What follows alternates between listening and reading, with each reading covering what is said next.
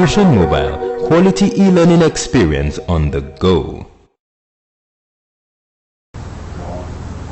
Okay, so the next one we're looking at is the anvil and the hammer by Post-UTME.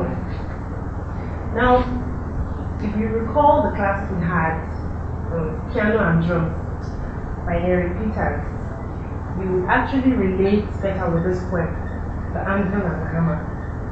Actually, both poems express almost the same idea, just that they use different symbols. Gabriel Okara used piano and drums, while Kofi Awuno uses anvils and hammer. Both poems express cultural clash of the European and African culture. Now, I'll just read a few lines and go straight to this, what is itemized here. Caught between the anvil and hammer in the forging house of new life, transforming the pants that delivered me into the joy of new songs. Now, the background, that's just stanza 1. At the time this poem was written, African writers were examining the impact of dealing with local and foreign cultures in Africa.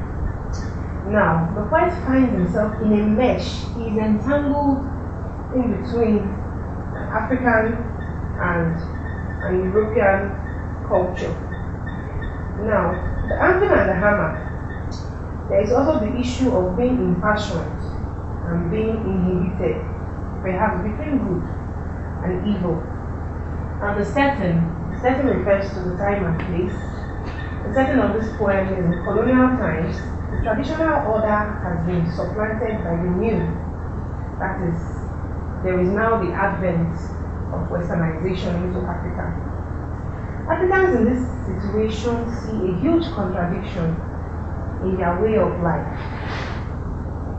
Tradition is marked by trappings of the past, while modernity resides in flimsy glories of paved street.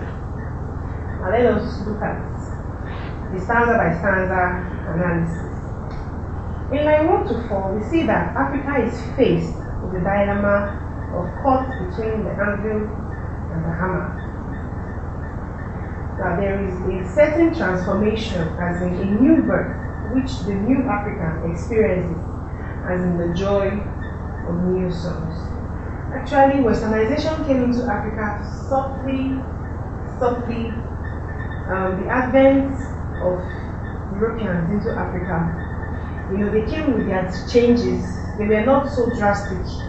It was a gradual thing, and before we knew it, Africa embraced the culture of the Europeans. Lines 5 to 10, we see that the inheritance of the past, which the poet refers to, there is an indication of how positive the poet speaker is towards the old way of life. Now, we might make references to Gabriel Okara's piano and the drums, whereby he made reference to the nostalgic feeling that he expressed, that he felt when talking about the African cultures, the drums, the communal way of life. Now, this is what the poet persona also expresses in this poem. He is trapped between good and evil, between what is attractive and what is repellent. Now, these attractions are associated with Western exposure, such as education, church going, and modern living in general. And you must recall that even till this day, it is a problem.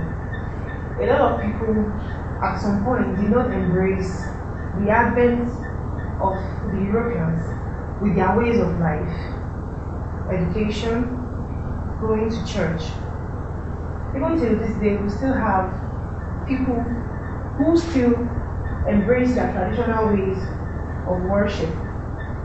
Now, like 11 to 14, the imagery in this poem is dressmaking. The poet uses terms as sew, wear, new garment, washed. This is referring to the taking of the gradual expiration of the African culture and putting on a new culture. Finally, in line 15 to 21, the poet refers to Western education and the precepts and their ways. The poet goes on to say that we are determined to ignore this, to ignore colonial misinformation and misrepresentation.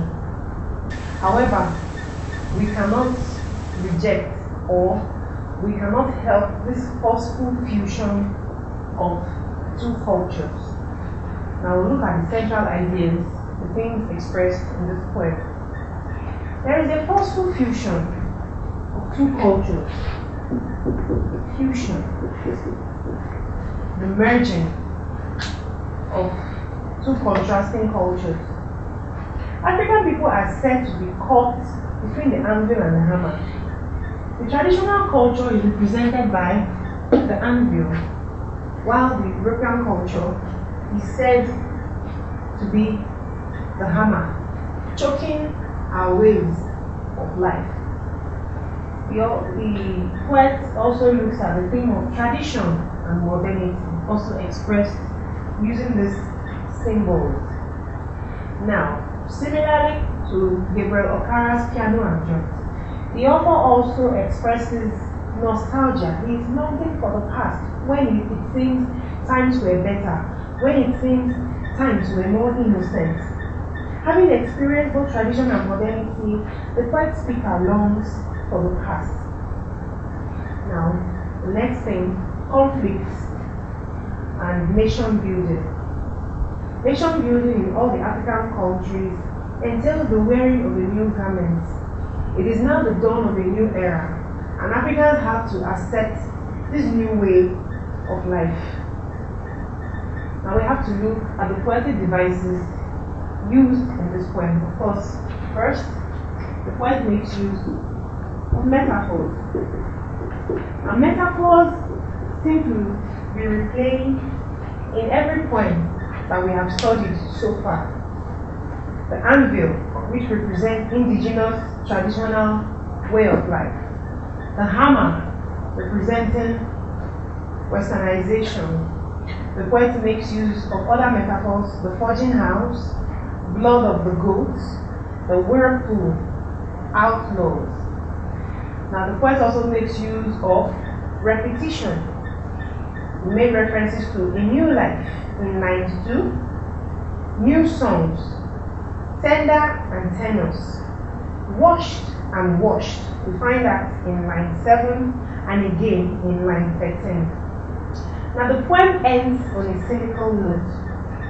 The tone of the poem is measured. It is the tone of one who has observed what had happened between Africans and Europeans. It was almost as if the poet was there when this was experienced. Now the poet speaks. He sounds cynical because he seems to have a superior knowledge of what is happening, and the experience captured here is that of cultural clash. Now the question says here, in what ways is the anvil and the hammer a depiction of clash of cultures? Now these questions will be displayed on your screen to further determine how much you have studied in this class. Thank you.